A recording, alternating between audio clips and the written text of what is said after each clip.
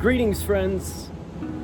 One of the most powerful concepts that I ran across in regards to managing my own mental health was this whole idea of getting out of your head and staying in your body. And so along the way, I stumbled into a bunch of different posture practices, things like yoga, Qi Gong, Tai Chi. And what those practices give to us is that they allow us to hold a posture that we can make as easy or as difficult as we need. And then it makes us focus on our breathing while we're standing still. And what I learned along the way was, well, ultimately what was part of me and what was part of everybody else. Because when our mental health gets in decline, oftentimes we're taking on the feelings and the problems of other people and we're internalizing them for ourselves, and we really need to separate ourselves from that. And so these practices allowed me to feel what I'm feeling, not what everybody else is feeling. The other thing I like to remind folks is that my practice is a mess. It's really, really messy. I don't follow this structured routine. On the other hand, it's far more intuitive for me. So I wanted to share a few of my ideas. Maybe they'll work for you. And remember, the most important thing that we do is make time for ourselves, spend it with ourselves. And even if you're just sitting on the beach, standing still, sitting still, that's making time for you, and you get to understand what you feel. So I hope this is helpful for you. And thank you for letting me share. Be well. So one of the things that I do daily is that I do some stick work, and I do a stick stand, and it looks pretty simple in terms of holding a stick over top of your head. But ultimately, there's a couple of principles that you need to work towards, which is one, keeping the shoulders back. And then lifting the chest or lifting the heart up. And then ultimately trying to find your line during the whole thing.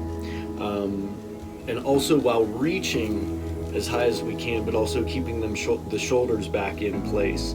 So you'll see me kind of manipulate and move after I get up into the space until I try to get to that balanced spot of completely stacked.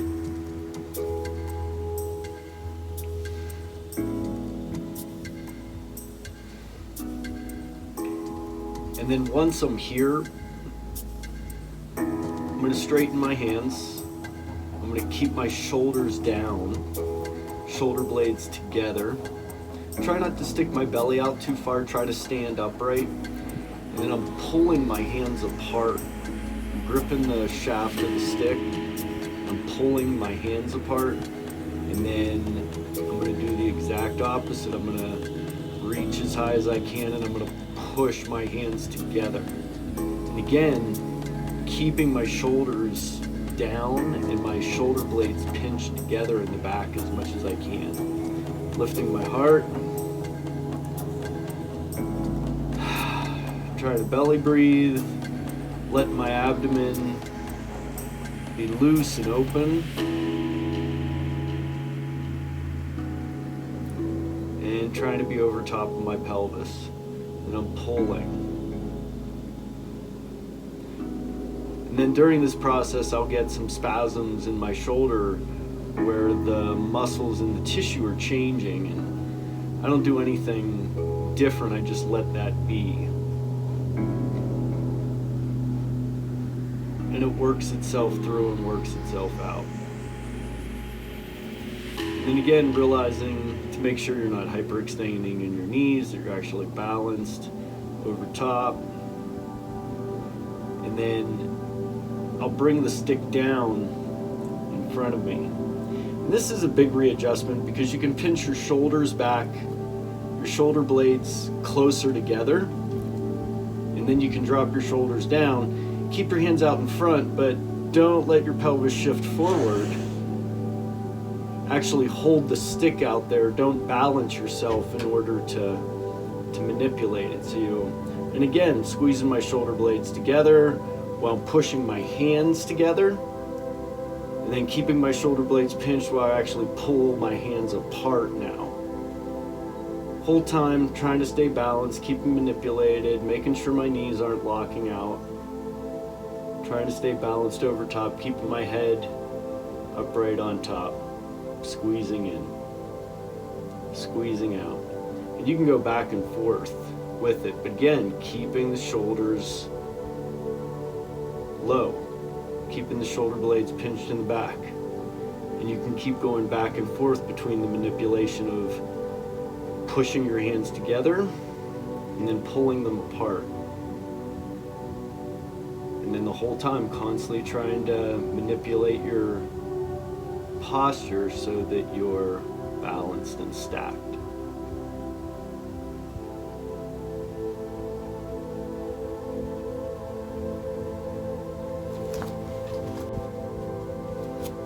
I then take that same technique with the stick over top of my head, and I add a squat or a lunge to it. And my lunge is, I mark it in a similar spot, and I keep a center line so my big toes are down a center axis. And then again, shoulders down, shoulder blades pinching together, and then releasing the pelvis and actually trying to turn that pelvis and ground it down into, so you open up that abdomen even more, and trying to put that pelvis down into the ground, and therefore being balanced. Now going on to the toes of the rear foot, bring yourself up, and then again trying to relax all the muscles, try to stay stacked, not using any more muscle contraction than you need to. Shoulders down, pinching, shoulders back. I'm pulling a little bit at my hands, pulling my hands apart, and now keeping the back leg straight and settling down. And again, down is more the key than forward. Even though your knee gets over top of your foot, it's about settling down. I'm gonna belly breathe, keeping the shoulders down, and I can keep going back and forth with the hands. I'm pinching my hands together now. Again, still reaching, still pinching my shoulders in the back.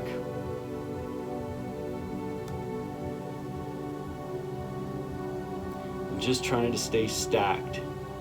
And the key is really trying to let go of everything so everything can come in line. You can get this femur underneath the pelvis, and the pelvis is grounded. Not pushing it forward, coming down. And then you can drop down to a knee as well. Again, relaxing my glutes, trying to relax my back, turning my pelvis down, opening up my abdomen, staying stacked over top.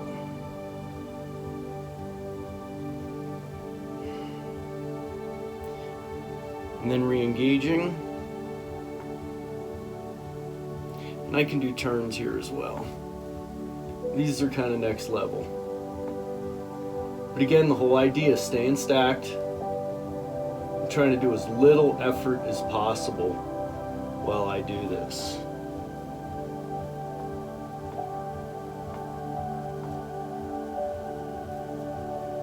And then come back up.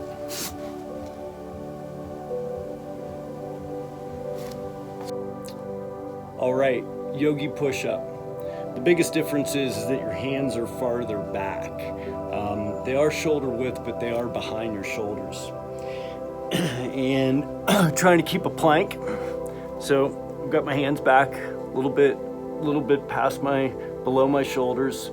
I'm up on my toes, but my feet are spread apart. And then I'm gonna pivot up off of my elbows and shoulders. And I'm gonna keep my shoulder blades together.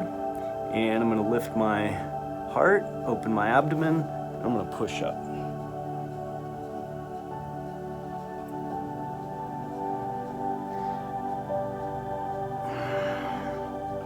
Now, you can modify these by putting your knees down.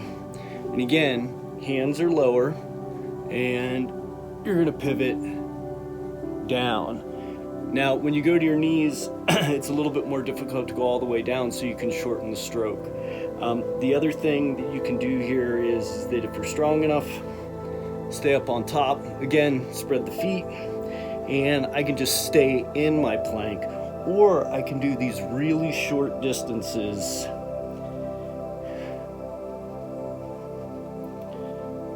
And the slower we go, the more we get out of it. You can also roll right into a cobra out of it as well. There you go.